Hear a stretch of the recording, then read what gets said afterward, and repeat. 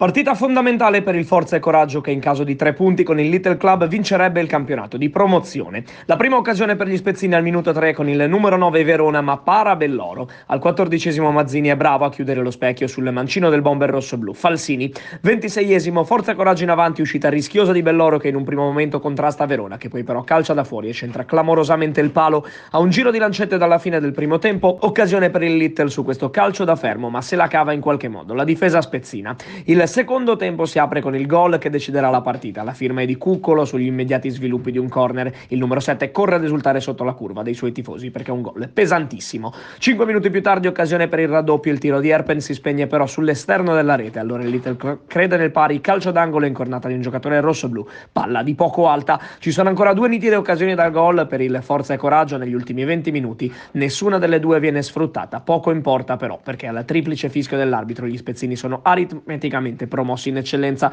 Può partire la festa in terra genovese davanti ad un meraviglioso pubblico.